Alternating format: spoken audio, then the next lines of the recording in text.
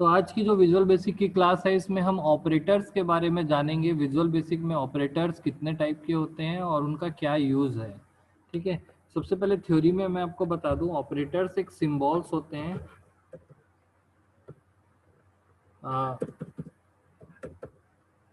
Operators symbols होते हैं जिनका एक स्पेसिफिक वर्क होता है।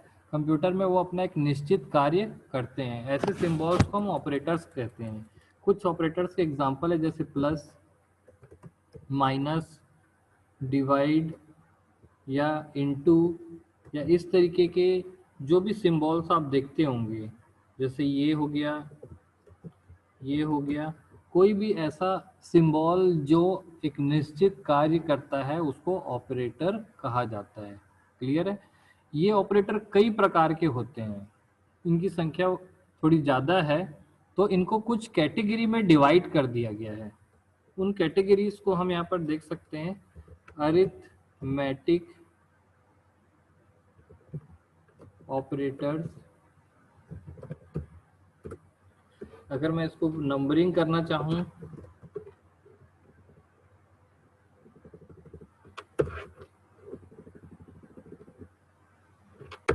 तो इस तरीके से हम नंबरिंग कर सकते हैं। Arithmetic operators, logical operators, assignment operators और रिलेशनल ऑपरेटर्स। ये कुछ कैटेगरी है जो ऑपरेटर्स का ग्रुप बनाया गया है। अरिथमेटिक ऑपरेटर्स वो होते हैं जिनमें मैथमेटिकल इक्वेशन सॉल्व करने की क्षमता होती है। ऐसे ऑपरेटर्स जो मैथमेटिकल इक्वेशन सॉल्व करते हैं, जैसे प्लस, माइनस, इस टाइप के जो भी ऑपरेटर्स हैं उनको हम अरिथमेटिक ऑपरेटर्स कहते हैं, जो मैथमेटिकल इक्वेशन को सॉल्व करते हैं। ठीक है, तो मैथमेटिकल इक्वेशन को सॉल्व करने के लिए जो ऑपरेटर्स हैं वो इस प्रकार हैं। इसके अलावा परसेंट, पावर का जो ऑपरेटर है वो,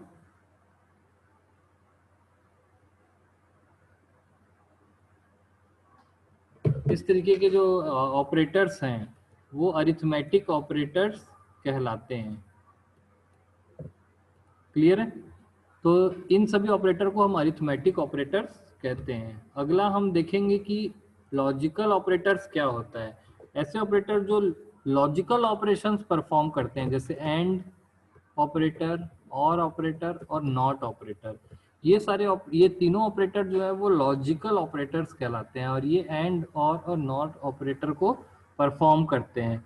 तो इनको हम डिटेल में बाद में देखेंगे कि एंड ऑपरेटर या और ऑपरेटर या नॉट ऑपरेटर क्या होता है। ये आपने सी में भी पढ़ा होगा। अगला देखते हैं असाइनमेंट ऑपरेटर। सी में तो असाइनमेंट ऑपरेटर कई टाइप के होते हैं, बट विजुअल बेसिक में असाइनमेंट ऑपरेटर जो है वो एक सिंगल ही होता है और सारे प्रकार के असाइनमेंट्स इसी के द्वारा परफॉर्म किए जाते हैं।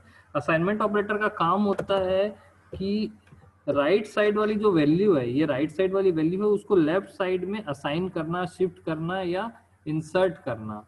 राइट टू लेफ्ट, लेफ्ट ये शिफ्ट करता है या असाइन करता है, ये इसका काम होता है। तो असाइनमेंट ऑपरेटर की भी कुछ कैटेगरियां हैं, उसको बाद में देख लेंगे। अभी फिलहाल ये बेसिक कैटेगरी देखते हैं। रिलेशनल ऑपरेटर्स, ऐसे ऑपरेटर जो दो ऑपरेंड्स के बीच में रिलेशनशिप बताते हैं।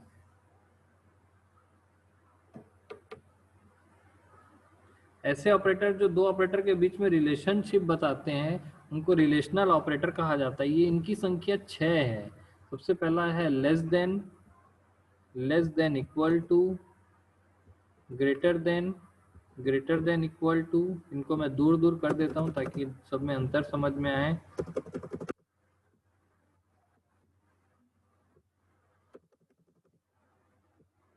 Less than equal to, greater than equal to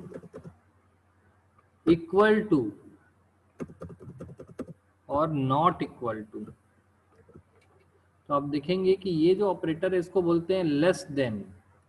ये लेस देन ऑपरेटर है, इसको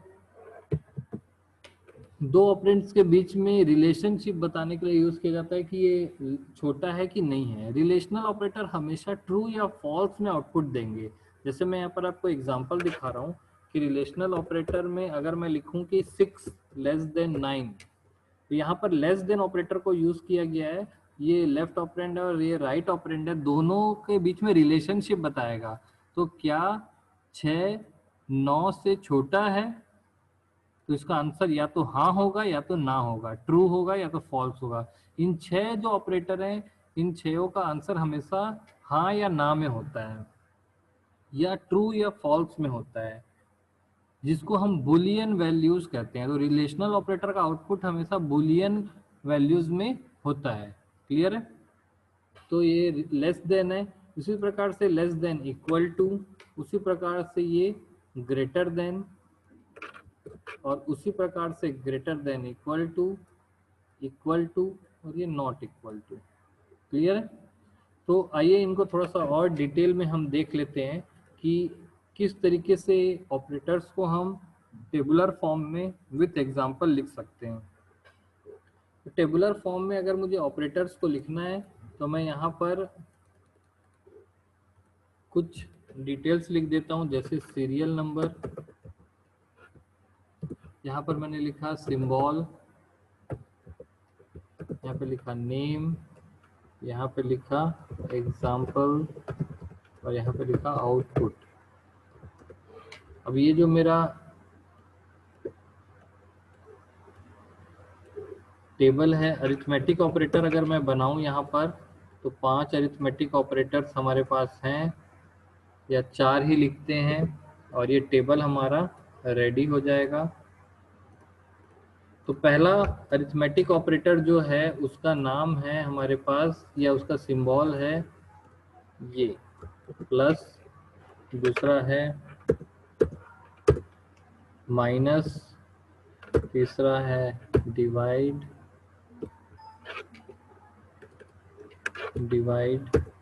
तो चौथा है इनटू। ये 4 ऑपरेटर्स हमारे पास हैं, और इन चारों को ऐसे टेबुलर फॉर्म में हम लिख सकते हैं, और इनको थोड़ा बड़ा करके भी देख सकते हैं। क्लियर है? ये 4 ऑपरेटर्स आपको दिख रहे होंगे। अब इनका नाम क्या है? प्लस, माइनस, डिवाइड और इनटू। एग्जाम्पल इसका देखते हैं। अगर मैं लिखूं a इक्वल टू 3 प्लस 2, तो आउटपुट क्या आएगा? 5। वैसे ही a equal to 3 minus 2, a equal to 3, या 6 डिवाइड बाई 2, या a इक्वल टू 6 इंटू 2। तो यहाँ पर आपको आउटपुट देखने मिलेगा 3 माइनस 2, तो आउटपुट होगा 1। 6 डिवाइड बाई 2, आउटपुट होगा आपका 3, और ये 12।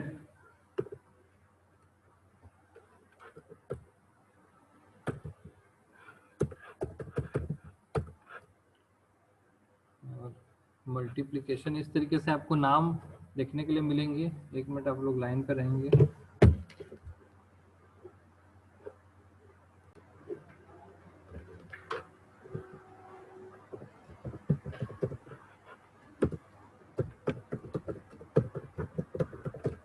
तो ये अरिथमेटिक ऑपरेटर्स जो हैं वो आपको अरिथमेटिक ऑपरेशंस को परफॉर्म करेंगे, अरिथमेटिक ऑपरेटर्स।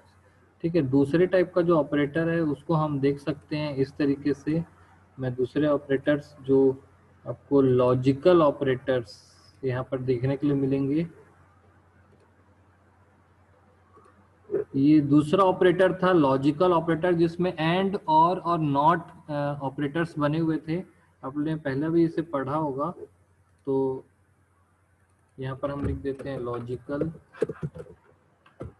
और लॉजिकल ऑपरेटर्स में 3 ऑपरेटर हैं। पहला का जो है उसको वीबी में एंड से ही लिखते हैं, और यहाँ पर नॉट ऐसा लिखा जाता है। इसके लिए सिंबल्स नहीं होता, बल्कि इस तरीके का यूज किया जाता है। तो इसका नाम ही है लॉजिकल एंड। ठीक है, दूसरे का नाम ही है लॉजिकल और तीसरे का नाम ही है लॉजिकल नॉट। ठीक है, तो लॉजिकल एंड, लॉजिकल और लॉजिकल नॉट, इसका जो एग्जाम्पल है वो एक लाइन में हम नहीं देख पाएंगे। एग्जाम्पल देखने के लिए हमको उसका ट्रूथ टेबल बनाना पड़ेगा।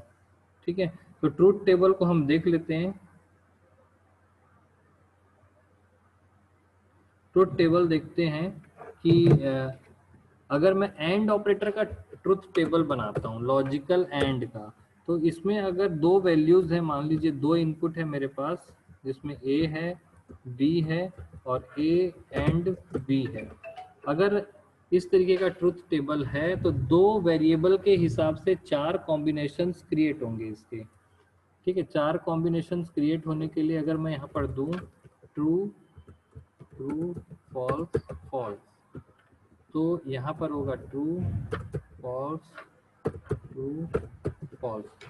अगर दो इनपुट है ए और बी तो इनकी चार कॉम्बिनेशंस क्रिएट होगा। तो एंड ऑपरेटर ट्रू देता है अगर दोनों इनपुट ट्रू हो, अदरवाइज वो फॉल्स देता है। तो ये लॉजिकल एंड का जो ट्रुथ टेबल है वो दिख रहा है आपको।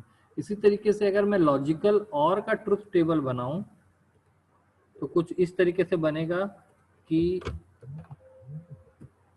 दो ऑपरेटर हैं, सॉरी दो इनपुट हैं ए और बी, और वैसे ही सेम कॉम्बिनेशन बनेगा, लेकिन ये क्या करेगा, तीन, कोई भी एक इनपुट अगर ट्रू है, जैसे यहाँ पर दोनों ट्रू हैं तो ट्रू, ये ट्रू है ये फॉल्स है तो भी ट्रू, ये फॉल्स है ये भी ट्रू है तो भी ट्रू, दोनों फॉल्स होने पर फॉल्स देता है ये और ऑपरेटर। ठीक है, तो ये जस्ट थोड़ा सा इसका उल्टा होता है। इसी प्रकार से नॉट ऑपरेटर को आप देखेंगे तो नॉट ऑपरेटर बिल्कुल सिंपल है। इसमें कुछ इस तरीके का कॉम्बिनेशन आपको देखने के लिए मिलेगा नॉट ऑपरेटर में, कि अगर दो, एक ही इनपुट होता है, इसमें सिंगल इनपुट होता है, तो नॉट ए, तो अगर इसमें ट्रू फॉल्स है तो ट्रू को ये क्या कर देता है फॉल्स, और फॉल्स को क्या कर देता है ट्रू, रिवर्स कर देता है। इनपुट में अगर ट्रू आ रहा है तो उसको अपोजिट कर देता है, आउट इनपुट में अगर फॉल्स आ रहा है तो उसको फिर अपोजिट कर देता है। ट्रू आएगा तो फॉल्स कर देगा, फॉल्स आएगा तो ट्रू कर देगा। तो हम लोग अपनी रियल लाइफ में बहुत सारे ऐसे चीज़ें यूज़ करते हैं जहाँ पर इन ऑपरेटर का बहुत अच्छे से यूज़ किया जाता है और हमें पता नहीं चलता है। जैसे मैं आपको एक एग्जांपल बताता हूँ, आप रोज़ टीवी देखते हैं और रिमोट, टीवी का जो रिमोट होता है उसमें एक ही बटन होता है जो ऑन भी करता है और ऑफ भी करता है। क्लियर है? अगर टीवी में रिमोट का पावर बटन दबाते हैं, टीवी अगर ट्रू है यानी कि ऑन है तो वो ऑफ हो जाती है, और टीवी अगर ऑफ है तो उसी बटन से ऑन हो जाती है। यानी एक ही बटन होता है जिससे वो ऑन और ऑफ होती है। अगर टीवी ट्रू है यानी कि ऑन है तो ऑफ हो जाएगी, ऑफ है तो ऑन हो जाएगी। तो आप निश्चित सी बात है कि जो आपका रिमोट में जो टीवी का पावर बटन होता है उसमें internally not operator he work कर रहा होता है, तभी एक ही बटन से दोनों काम होते हैं। अगर नॉट ऑपरेटर नहीं होता तो पावर ऑन के लिए एक अलग बटन होता और ऑफ के लिए अलग बटन होता। ठीक है, तो इस तरीके से नॉट ऑपरेटर वर्क करता है। सेम वैसे ही आप इस टाइप का जो ऑपरेटर है उसको आप अपने कार में जो लाइट होती है, बल्ब होती है, उसमें भी आपने देखा होगा जिसमें ये वाला ऑपरेटर लगा होता है। कार के लाइट में, जैसे कार में चार दरवाजे हैं तो चारों दरवाजे में से कोई भी एक दरवाजा खुल जाए तो लाइट जल जाती है। ये लाइट का सिग्नल है, और ट्रू मतलब लाइट जलना। जब चारों दरवाजे, यहाँ पर ये जो ट्रूथ टेबल है ये बता रहा है एक कार है जिसमें दो ही दरवाजे हैं, दो दरवाजे हैं ए और बी। अगर चार दरवाजे होंगे तो ए बी सी डी चार होंगे, और इसकी जो संख्या है वो बढ़ जाएगी, इनकी कॉम्बिनेशंस की संख्या। तो मानते हैं कि कोई कार है जिसमें दो ही दरवाजे हैं ए और बी, और ये लाइट है। तो लाइट कब जलेगी, जब दोनों दरवाजे खुले रहेंगे। पहला दरवाजा खुला रहेगा दूसरा बंद रहेगा तो भी जलेगी, पहला बंद रहेगा दूसरा खुलेगा तो भी जलेगी। जब दोनों दरवाजे बंद होंगे तभी लाइट बंद होगी। क्लियर है? तो अगर आप कार में बैठे हैं तो देखेंगे कि कोई भी एक दरवाजा अगर ओपन कर देता है तो वो इंडिकेटर ऑन हो जाता है या फिर लाइट जल जाती है। तो उस तरीके का जो वहाँ पर जो सिस्टम लगा रहता है उसमें और गेट लगा होता है। क्लियर है? एंड गेट का भी काफ़ी जगहों पे यूज होता है, जिसमें टू सेकेंड स्टेप में वेरिफिकेशन होती है। उस टाइप के जो भी सिस्टम होते हैं उसमें एंड गेट का यूज होता है। तो ये जो थे वो लॉजिकल ऑपरेटर्स थे। अगला ऑपरेटर जो हमारे पास है वो है असाइनमेंट ऑपरेटर। असाइनमेंट ऑपरेटर को भी देख लेते हैं हम। हमारे पास असाइनमेंट ऑपरेटर है। असाइनमेंट ऑपरेटर का काम होता है किसी वैल्यू को राइट टू लेफ्ट शिफ्ट करना। क्लियर? तो अगर मैं यहाँ पर लिखता हूँ a इक्वल टू 90, तो यहाँ पर जो ये 90 वाली वैल्यू है, इस ऑपरेटर के राइट साइड में जो वैल्यू है वो लेफ्ट साइड में शिफ्ट हो जाती है। क्लियर?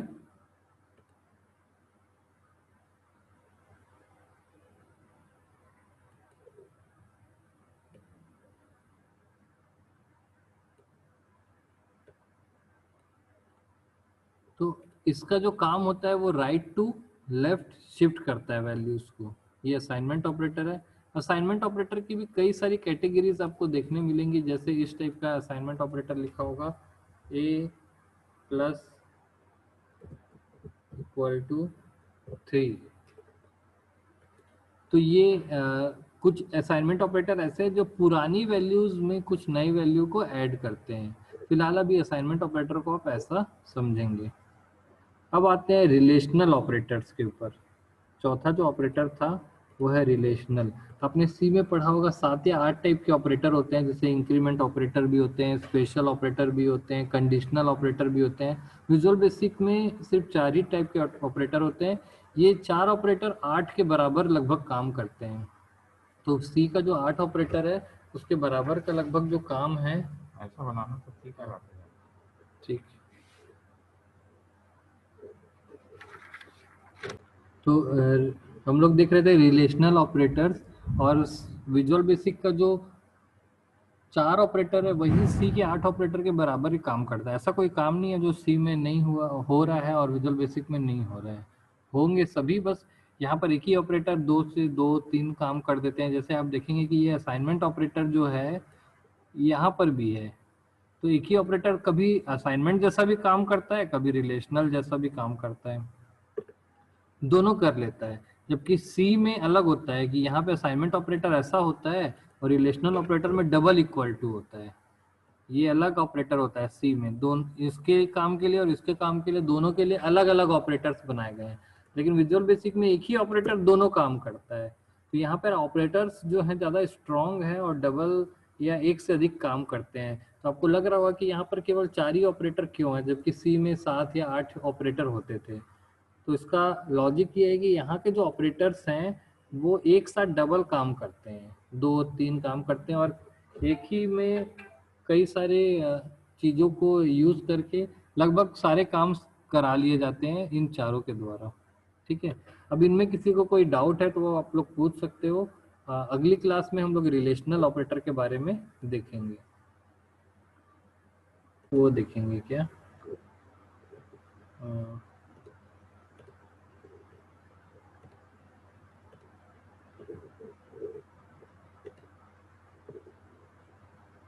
ओके, चलिए ठीक है। अभी मैं एक जानकारी और दे देता हूँ। स्कॉलरशिप का फॉर्म आया हुआ है, बहुत लोगों को काफ़ी सारे डाउट हैं। मैं फिर से 2-3 मिनट बचा हुआ है, फटाफट बता देता हूँ। जो लोग स्कॉलरशिप का फॉर्म भर रहे हैं, आप लोग फाइनल ईयर में हैं, सेकेंड ईयर थर्ड ईयर में जो रूल्स थे वो सारे रूल्स वैसे के वैसे ही रहेंगे, और आप लोग वैसे ही 2 सेट में अपना साइन, पेरेंट्स का साइन, सही जगह पे फोटो लगा करके ओरिजिनल आय प्रमाण पत्र और किस सीक्वेंस में रखना है, सब कुछ नोटिस में भेजा गया है। सिर्फ एक वचन पत्र इस बार नया आया है। बैंक अकाउंट के पासबुक में आपको लिखना है कि यह आधार कार्ड से लिंक है। ये सारी चीज़ें जो पिछले बार किए थे, केवाईसी में साइन करना है, वो सब चीज़ वैसे का वैसा ही करना होगा आपको। ठीक है? तो आने से पहले जब भी फॉर्म जमा करने आप लोग आएंगे 30 तारीख तक, तो जो नोटिस भेजी गई है जिसमें बहुत सारा चीज़ें लिखी हुई है, लोग उसको पढ़ नहीं रहे हैं। एक बार पढ़ के जरूर आएंगे, क्योंकि कोई भी डॉक्यूमेंट अगर मिस होता है तो आपके पास दोबारा फिर घर जाना पड़ेगा, जैसे पेरेंट्स का साइन नहीं है तो आपको घर जाना पड़ेगा। तो असुविधा से बचने के लिए आप लोग क्या कर सकते हैं कि वो सारी चीज़ों को लेके या पढ़ के आएंगे एक बार। और मैं फिर से आपको एक चीज़ दिखा रहा हूँ, अगर आपके ग्रुप में कोई भी होगा तो इस बार जो कॉपी असाइनमेंट बोल इस बार